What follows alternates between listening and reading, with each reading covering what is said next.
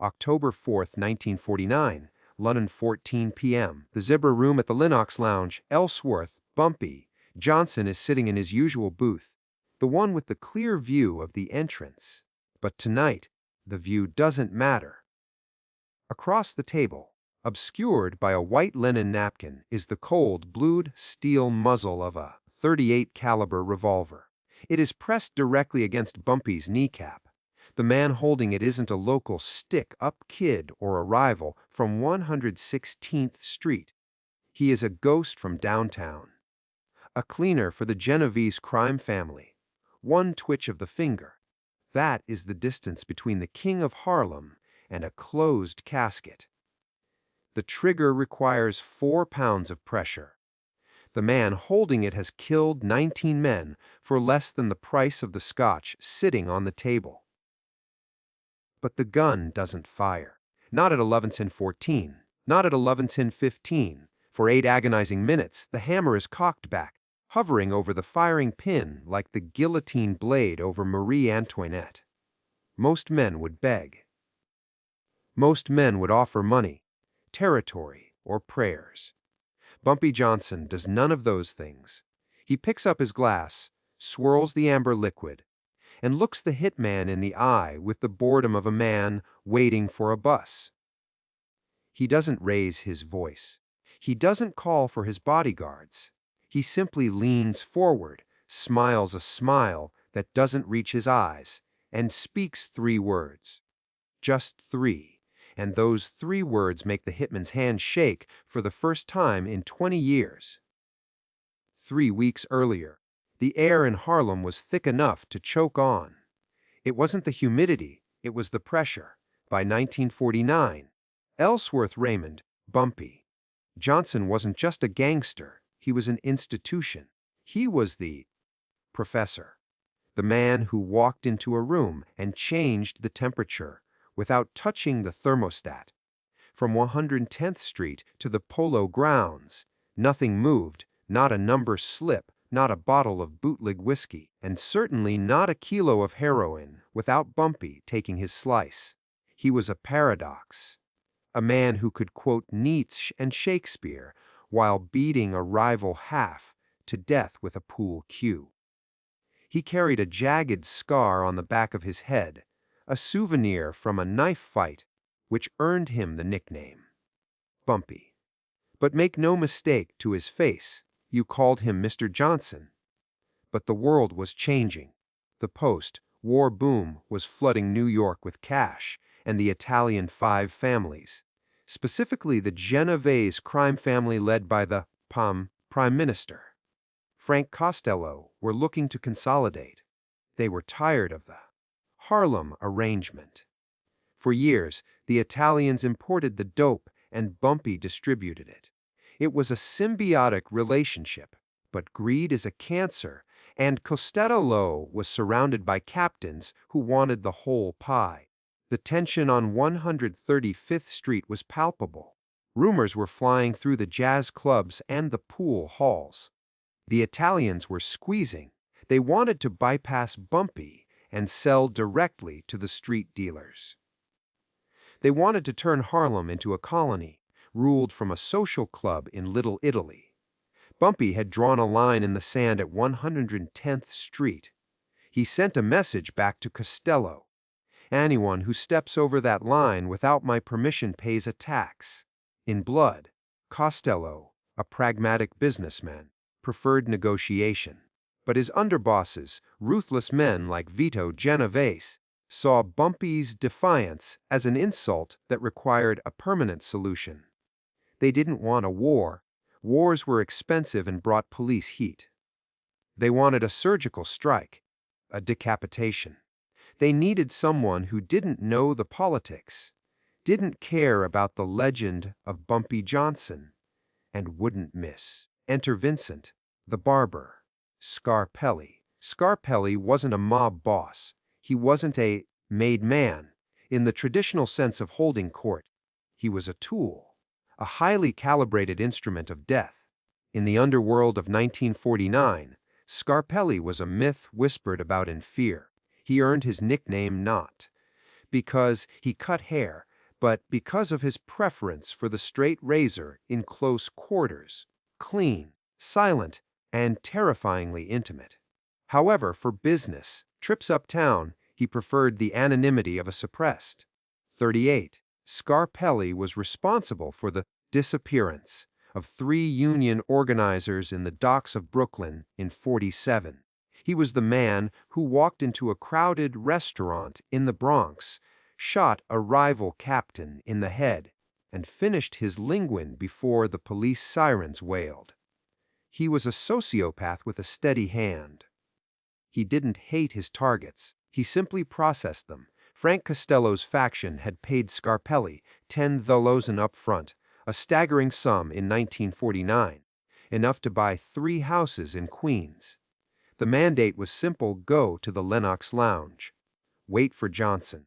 Make it look like a robbery gone wrong or a dispute over a woman. Just make sure he doesn't walk out. The threat to Bumpy was existential. Scarpelli wasn't a local thug Bumpy could intimidate. He wasn't someone who owed Bumpy a favor. He was an outsider, a machine programmed to kill. He had studied Bumpy's movements for 6 days. He knew Bumpy liked the Zebra Room. He knew Bumpy arrived between 11:00 and 11:15 p.m. on Tuesdays to meet with his lieutenants. He knew that for exactly 5 minutes, Bumpy would be alone at the table while his bodyguards checked the perimeter.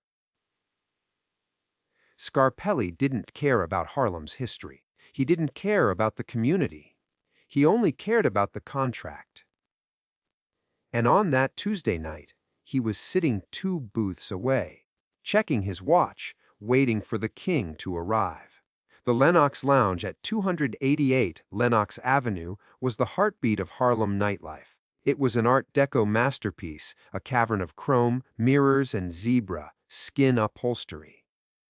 On this particular Tuesday, the air smelled of stale cigarette smoke, expensive perfume, and the faint, metallic tang of ozone from the neon sign buzzing outside.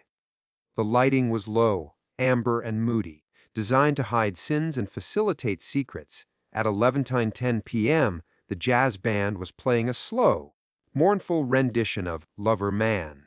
The saxophonist was sweating under the lights, his notes hanging in the thick air.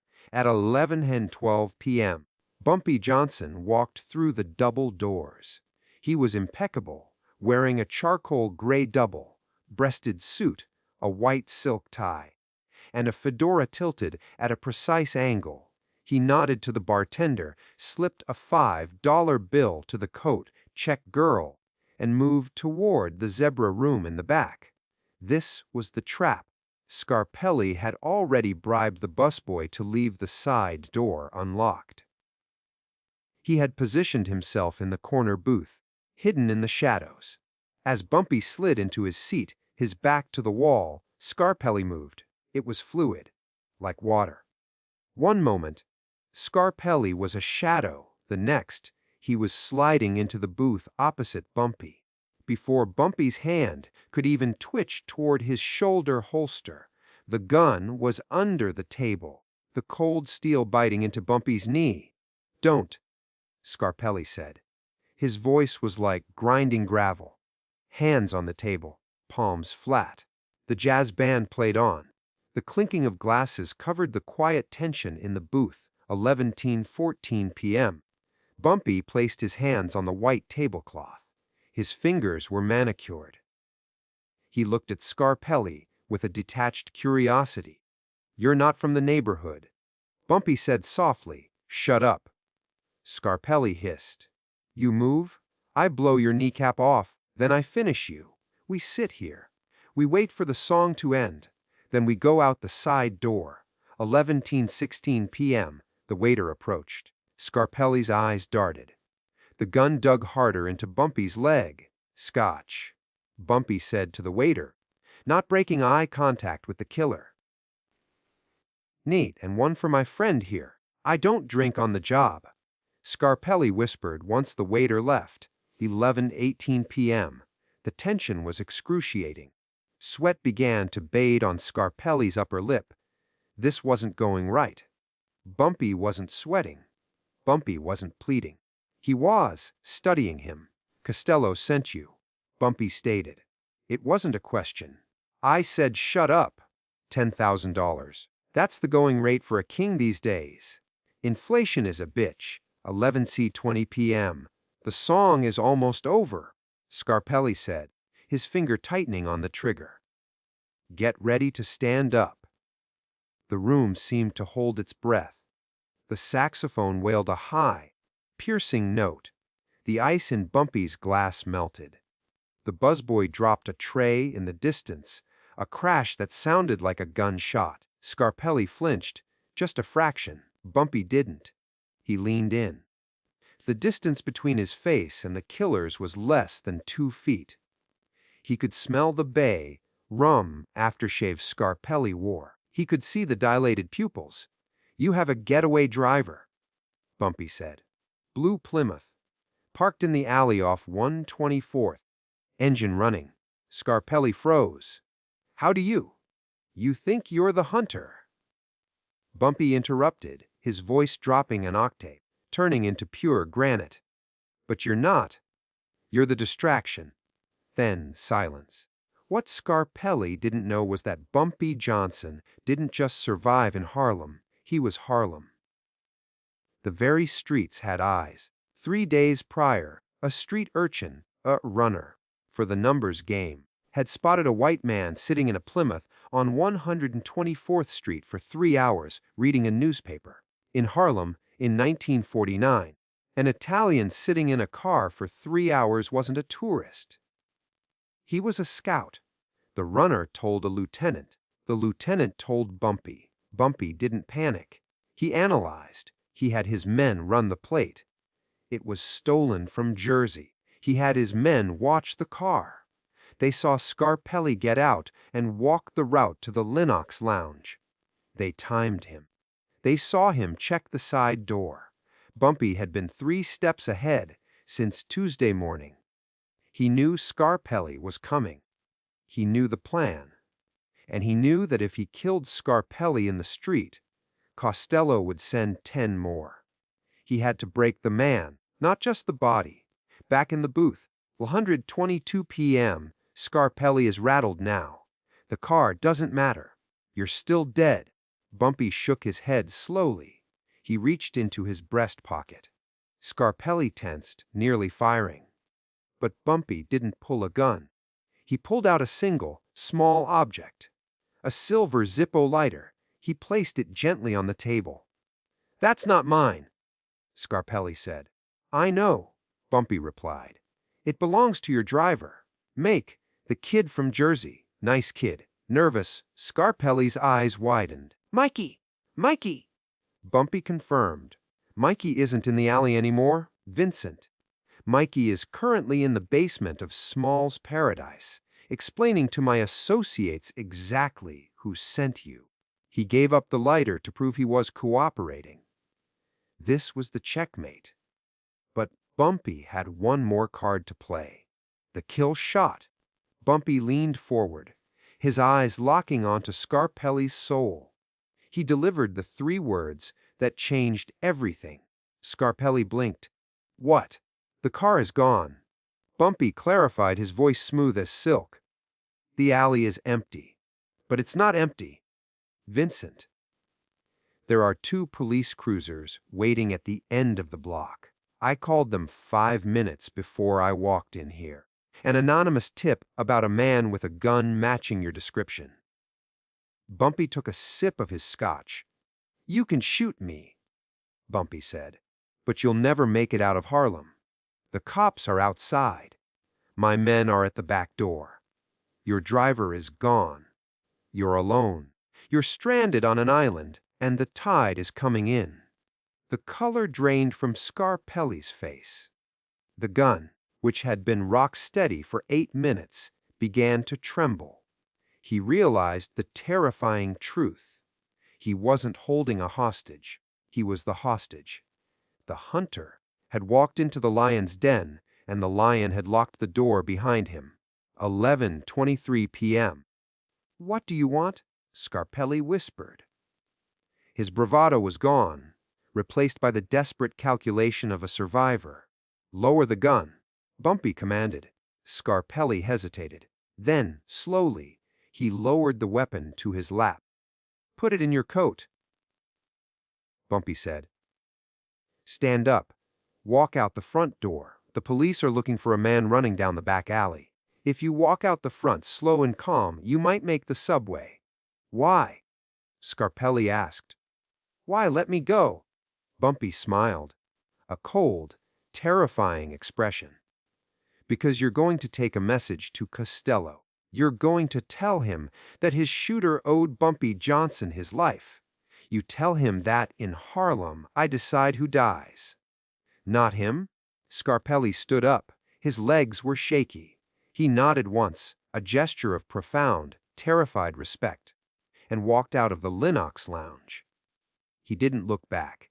The ripple effect was immediate. When Scarpelli returned to Little Italy, without his weapon and without the hit, the story spread like wildfire. Costello was furious, but the message was received. Bumpy Johnson wasn't just a thug you could erase. He was a strategist who could weaponize the police, the streets, and your own men against you. The attempted hit didn't weaken Bumpy. It canonized him. In the pool halls and barbershops of Harlem, the story was told and retold. The professor had stared down death for 8 minutes and talked the Reaper into leaving empty-handed. This confrontation at the Linox Lounge encapsulates why Bumpy Johnson remains the most fascinating figure in the history of black organized crime.